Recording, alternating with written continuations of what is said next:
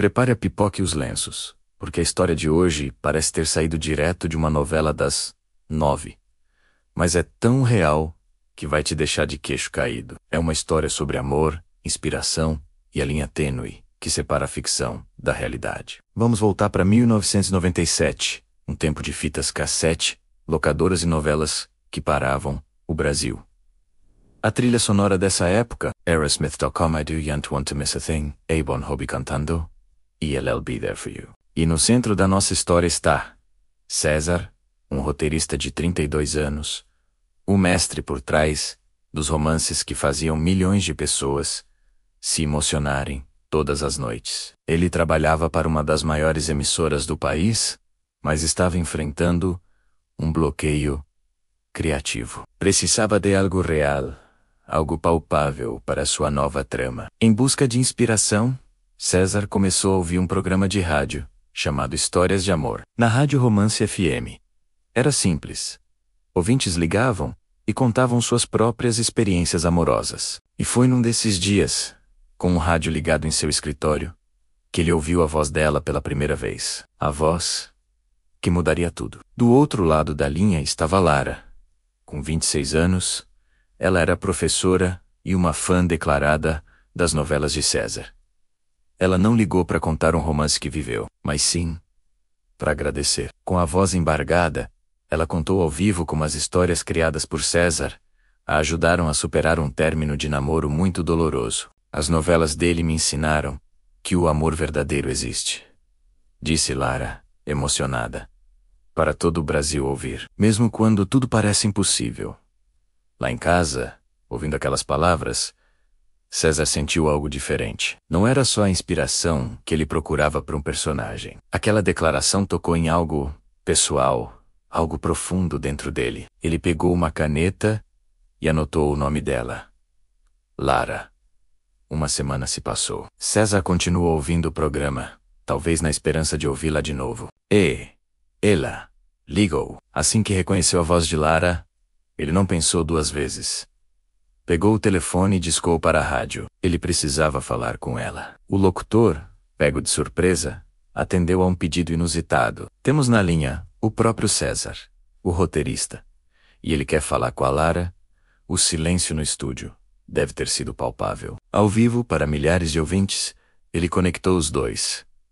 Lara, ele disse, com a voz calma, aqui é o César, o roteirista. Do outro lado, a surpresa e a incredulidade. O César? Sério? Sério. Ele confirmou. E então veio o convite que mudaria a vida dela. Eu queria te conhecer, pessoalmente. O primeiro encontro aconteceu no fim de semana seguinte. César, o famoso roteirista da capital, viajou até a pequena cidade de Lara, no interior de São Paulo. A conexão não foi apenas imediata. Foi elétrica. Parecia que se conheciam há anos. Eles conversaram por horas a fio sobre tudo. Novelas, a vida, os sonhos que guardavam no peito. Em meio à conversa, ele a olhou com curiosidade e perguntou, você já pensou em escrever? Lara riu, um pouco sem graça. Eu não sou apenas uma professora que ama histórias. César sorriu, como se tivesse descoberto um segredo. As melhores histórias, ele disse, vêm de gente que ama histórias. O que se seguiu foi um romance digno de um dos seus próprios roteiros. Começou como um verdadeiro conto de fadas. Todo fim de semana, sem falta, César viajava para vê-la. Ele enviava flores durante a semana, escrevia bilhetes românticos, que pareciam diálogos de novela. Ele a chamava de minha musa, sua fonte de inspiração. Numa tarde ensolarada, ele fez a promessa que selou o coração dela. Eu vou escrever a nossa história, ele disse, olhando nos olhos dela. Vou transformar o que a gente tem em um filme sobre amor verdadeiro. E Lara acreditou. Como não acreditar? Ele era César, o homem que criava finais felizes para o país inteiro. Se alguém podia transformar a vida real em um romance perfeito, esse alguém era ele. Ela se sentia a protagonista da história mais linda que ele já havia criado. Mas, como em toda boa trama, uma virada dramática estava por vir. Aos poucos, A magia começou a se desfazer. As visitas de fim de semana foram se tornando mais raras. A desculpa era sempre a mesma. Estou muito ocupado. A nova novela está me consumindo. As ligações, antes longas e cheias de planos, ficaram mais curtas, mais objetivas. Os bilhetes românticos pararam de chegar. A musa parecia estar sendo esquecida no meio do processo criativo. Até que 6 meses depois daquele primeiro encontro mágico, o telefone tocou. Era César. A voz dele era distante. Lara, eu não posso mais. O coração dela gelou. O que você quer dizer? É complicado, ele continuou, com um tom quase ensaiado. A distância, o trabalho, não está funcionando. Mas e a nossa história? Ela perguntou, com a voz trêmula. Você disse que ia escrever a nossa história. A resposta dele foi a frase que a quebrou por dentro. Aquilo era uma metáfora, Lara. Eu sou roteirista. Para mim, tudo é uma metáfora. Ele terminou o relacionamento. De forma educada, quase cirúrgica, mas firme, e Lara ficou para trás, com a terrível sensação de que não tinha sido a protagonista de uma história de amor, mas apenas a personagem de um rascunho. Um rascunho que o autor decidiu que não valia a pena continuar e simplesmente jogou no lixo. O tempo passou. 2 anos. Para ser exato. Lara tentou seguir em frente, guardando a dor e a humilhação para si.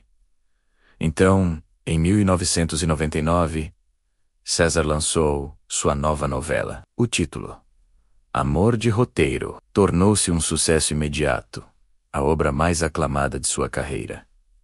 A história era sobre um escritor famoso que se apaixona por uma fã anônima do interior. Eles vivem um romance intenso e avassalador.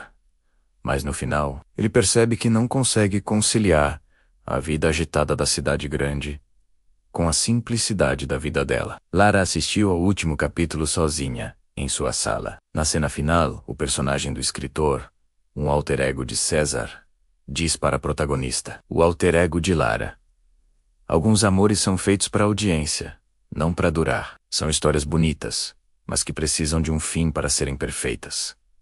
As lágrimas escorriam pelo rosto de Lara. Era a história deles, adaptada, ficcionalizada, com nomes diferentes, mas inequivocamente deles. Cada detalhe, cada promessa. E ele tinha escolhido um final triste. Não porque era o final real, mas talvez porque um final triste desse mais audiência, gerasse mais comentários, ganhasse mais prêmios. A dor dela havia se transformado em entretenimento para milhões. Depois daquela noite, Lara nunca mais assistiu a uma novela de César.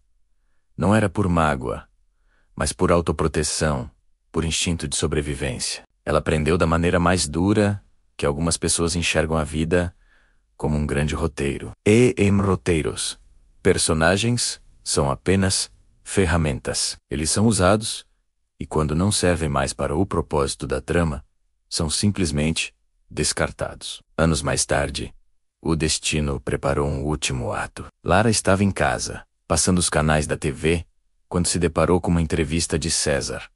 O jornalista perguntou sobre a inspiração para seu maior sucesso, Amor de Roteiro. Foi baseado em uma história real? Perguntou ele. César deu um sorriso ensaiado, evasivo. Todas as minhas histórias são baseadas em fragmentos da realidade, respondeu. Mas no fim, são ficção. Sempre ficção. Ouvindo aquilo, Lara sentiu uma calma estranha. Ela pegou o controle remoto e desligou a televisão. Porque ela sabia a verdade. Ela não era ficção. O amor que ela sentiu, a dor da perda, tudo aquilo tinha sido real. Mas para ele, o grande roteirista, ela foi apenas material. Uma boa ideia para uma história que no fim rendeu ótimos índices de audiência. Essa história nos faz pensar. Até que ponto usamos as pessoas como inspiração e até que ponto as usamos como meros personagens descartáveis em nossa própria vida. Obrigado por me acompanhar até aqui. Sebok. Gosto, não se esqueça de deixar seu like, se inscrever no canal e ativar o sininho. Até a próxima.